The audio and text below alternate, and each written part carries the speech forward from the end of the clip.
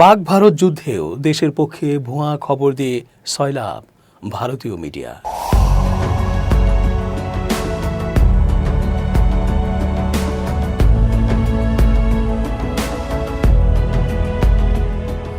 আসসালামু আলাইকুম প্রিয় দর্শক, আমন্ত্রণ আজকের আলোচনায়। চেঞ্জ টিভির আন্তর্জাতিক চোখ অনুষ্ঠানে এস জে রতন স্বাগত জানাচ্ছি।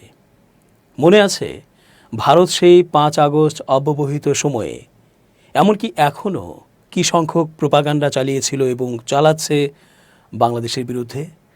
হাসিনাকে আশ্রয় দেয়া, মন্দিরে হামলা, সংখ্যালঘু নির্যাতন, পানি ছেড়ে বন্যায় ভাসানো, ইসকন ইস্যু, চিন্ময় দাসকে আটক, আইনজীবী হত্যা, ভারতে বাংলাদেশের উপ হাই কমিশনে হামলা ইত্যাদি নানা ইস্যু নিয়ে মূর্খের মতো, অন্ধের মতো কিভাবে বাজে ও মিথ্যে সব নিউজ ছড়াচ্ছিল ভারত ও মোদি। রিউমার স্ক্যানারের ফ্যাক্ট চেকিং প্রতিবেদন ও অন্যান্য আন্তর্জাতিক প্রতিবেদন মোতাবেক ভারতের ওই সকল নিউজ মিথ্যে প্রমাণিত হয়। একইভাবে পেহেলগামে হামলার অজুহাতে কোনো প্রমাণ ছাড়াই পাকিস্তানের ওপর হামলায় ভারত হেরে গেলে তা নিয়েও পাকিস্তানের বিরুদ্ধে প্রোপাগান্ডা চালাচ্ছে ভারতীয় মিডিয়া।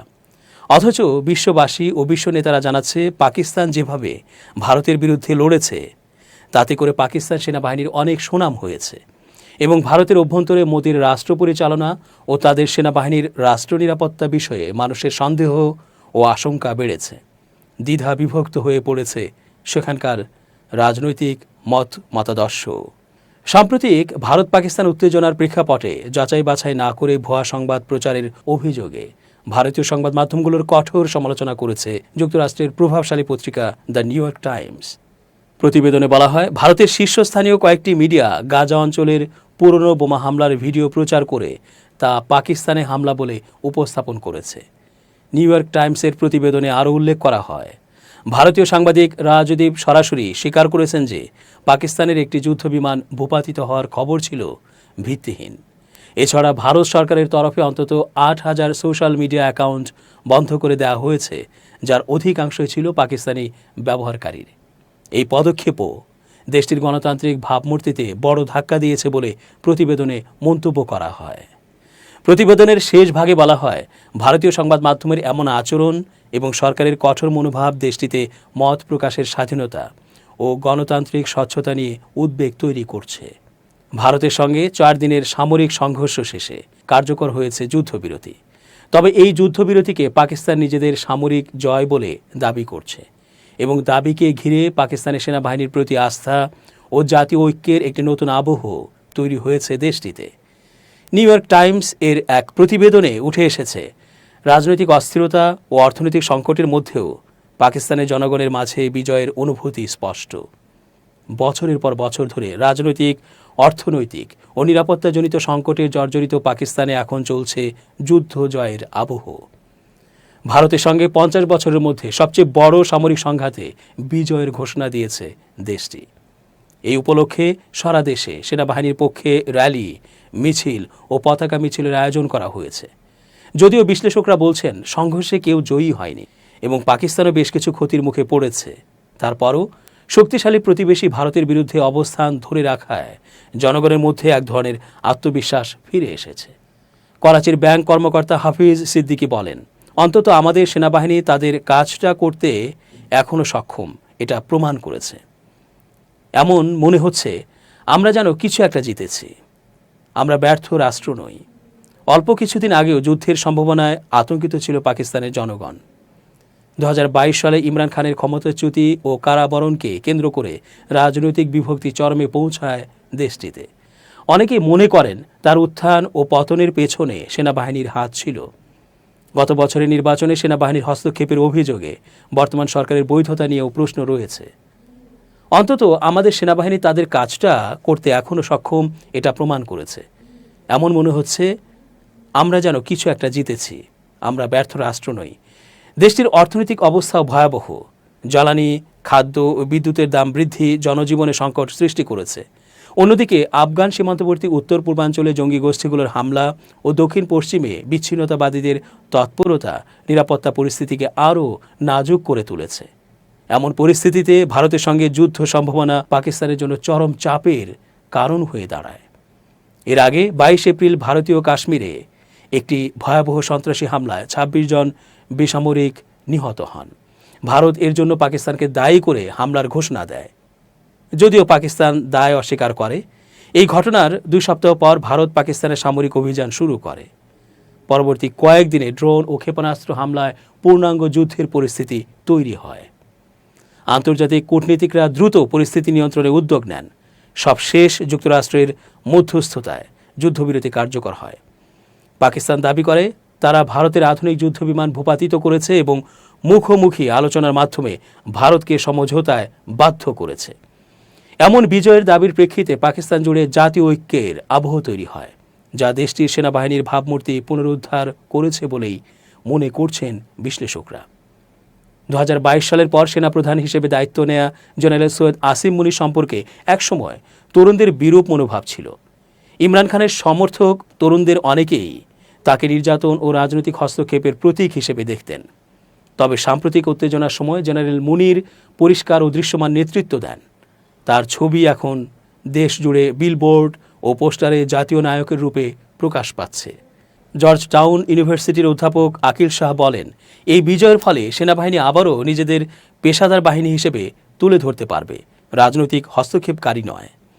পাকিস্তানের ইতিহাসে ভারত বিরোধী উত্তেজনা প্রায়শই সেনাবাহিনীর জনপ্রিয়তা বৃদ্ধিতে সহায়ক হয়েছে। ১৯৯৯ সালের কারগিল যুদ্ধে জেনারেল পারভেজ মোশাররফ জনপ্রিয় হয়ে ওঠেন এবং পরে ক্ষমতা দখল করেন। তবে গবেষণা প্রতিষ্ঠান গ্যালপ পাকিস্তানের নির্বাহী পরিচালক বিলাল গিলানি সতর্ক করে বলেন, যদি সেনাবাহিনী আবার রাজনৈতিক হস্তক্ষেপ শুরু করে তবে এই জনসমর্থন দ্রুতই হারিয়ে যেতে পারে। এছাড়া অভ্যন্তরীণ নিরাপত্তা সংকট সেনাবাহিনীর ভাবমূর্তির জন্য এখনও একটি গুরুত্বপূর্ণ হুমকি। উত্তর পশ্চিমাঞ্চলে জঙ্গি হামলা এবং নিরাপত্তা বাহিনীর লক্ষ্য করে বোমা ও গুলির ঘটনায় জনগণের মধ্যে প্রশ্ন উঠেছে, সেনাবাহিনী আদৌ নিরাপত্তা নিশ্চিত করতে পারছে কিনা। ইসলামাবাদ ভিত্তিক থিঙ্ক ট্যাঙ্ক পিপস এর পরিচালক মোহাম্মদ আমির রানা বলেন, ভারতের সঙ্গে প্রচলিত যুদ্ধের জন্য পাকিস্তান বিপুল বিনিয়োগ করেছে, কিন্তু অভ্যন্তরীণ বিদ্রোহ দমন ও সন্ত্রাসবাদ মোকাবেলায় সম্পূর্ণ ভিন্ন কৌশল প্রয়োজন, যার জন্য রাজনৈতিক সংলাপ ও টেকসই কৌশল দরকার। ভারতের পররাষ্ট্রমন্ত্রী এস জয়শঙ্কর জানিয়েছেন, অপারেশন সিঁদুর শুরু হওয়ার আগে পাকিস্তানকে অবহিত করা হয়েছিল। তার এই বক্তব্য প্রকাশ্যে আসার পর ভারতের রাজনৈতিক অঙ্গনে তীব্র প্রতিক্রিয়া সৃষ্টি হয়েছে। বিরোধী দলীয় নেতা রাহুল গান্ধী অভিযোগ করেছেন, এই অবহিতকরণের মাধ্যমে দেশের নিরাপত্তা ও সেনাবাহিনীর জীবন হুমকির মুখে ফেলা হয়েছে। সাবেক টুইটার অর্থাৎ এক্সে দেয়া এক পোস্টে রাহুল লিখেছেন, হামলার আগে পাকিস্তানকে জানানো ছিল অপরাধ। পররাষ্ট্রমন্ত্রী স্বীকার করেছেন যে ভারত সরকার তা করেছে। কে এই সিদ্ধান্ত নিয়েছেন? এর ফলে বিমান বাহিনী কতটি বিমান হারিয়েছে? রাহুল গান্ধী জয়শঙ্করের একটি ভিডিও প্রকাশ করেন, যেখানে তাকে বলতে শোনা যায়, পাকিস্তানে সন্ত্রাসবিরোধী অবকাঠামোতে হামলার আগে ইসলামাবাদকে একটি বার্তা পাঠানো হয়। সেই বার্তায় জানানো হয়, আমরা সন্ত্রাসীদের উপর হামলা চালাতে যাচ্ছি, পাক সেনাদের টার্গেট নয়, তারা যেন এতে জড়িত না হয়।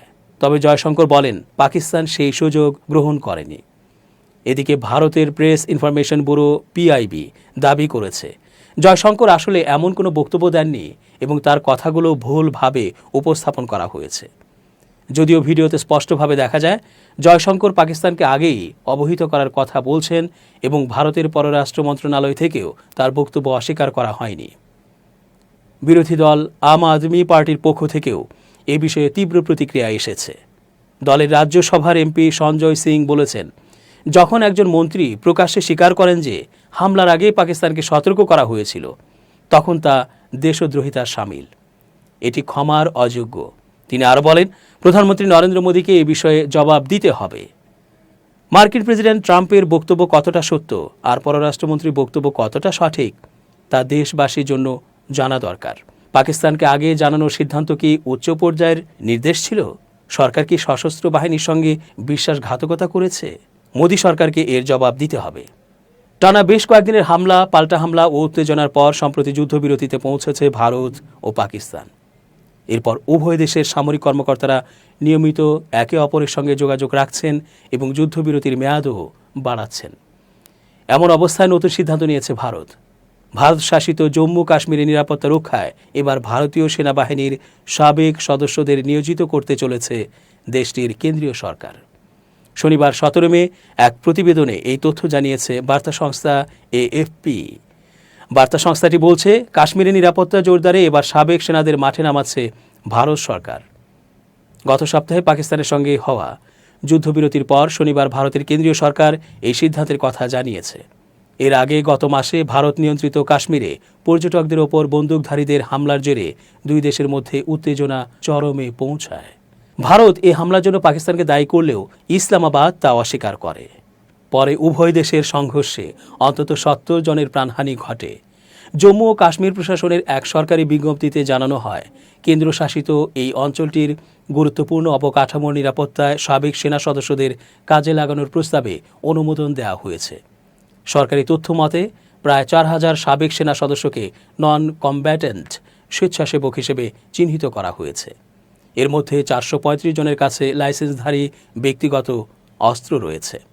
সরকার বলছে, স্থানীয় পর্যায়ে নিরাপত্তা পরিস্থিতিতে দ্রুত ও কার্যকর প্রতিক্রিয়া জানাতে এই উদ্যোগ কার্যকর ভূমিকা রাখবে। এএফপি বলছে, ভারত শাসিত কাশ্মীরের সাবেক সেনা সদস্যরা মূলত স্ট্যাটিক গার্ড হিসেবে দায়িত্ব পালন করবেন। তাদের উপস্থিতি প্রতিরোধমূলক ভূমিকা রাখবে এবং স্থানীয়ভাবে নিরাপত্তা সমন্বয় বাড়াবে বলেও মনে করছে প্রশাসন। অবশ্য ভারত শাসিত কাশ্মীরে ইতোমধ্যে প্রায় 5 লাখ ভারতীয় সেনা মোতায়েন রয়েছে। অঞ্চলটি দীর্ঘদিন ধরেই ভারত ও পাকিস্তানের মধ্যে সংঘর্ষের কেন্দ্রবিন্দু। 1989 সাল থেকে ভারত শাসিত কাশ্মীরে বিদ্রোহী গোষ্ঠীগুলো স্বাধীনতা অথবা পাকিস্তানের সঙ্গে যুক্ত হওয়ার দাবিতে সশস্ত্র আন্দোলন চালিয়ে আসছে। 2019 সালে প্রধানমন্ত্রী নরেন্দ্র মোদীর সরকার কাশ্মীরের বিশেষ সাংবিধানিক মর্যাদা বাতিল করে কেন্দ্রীয় নিয়ন্ত্রণ জারি করলে সেখানে সংঘর্ষ অনেকটাই কমে আসে। তবে গত বছর কাশ্মীরের দক্ষিণাঞ্চলে কয়েকটি প্রাণঘাতী হামলার পর হাজার হাজার অতিরিক্ত সেনা এবং স্পেশাল ফোর্স মোতায়েন করে ভারত। 3 বছরে এসব হামলায় অন্তত 50 সেনা নিহত হন। এর আগে করোনা মহামারীর সময়ও 2500 জন সাবেক সেনা সদস্যকে স্বেচ্ছাসেবক হিসেবে নিয়োজিত করা হয়েছিল বলে জানিয়েছে সরকার। দর্শক, আজ এ পর্যন্তই। শুভ কামনা।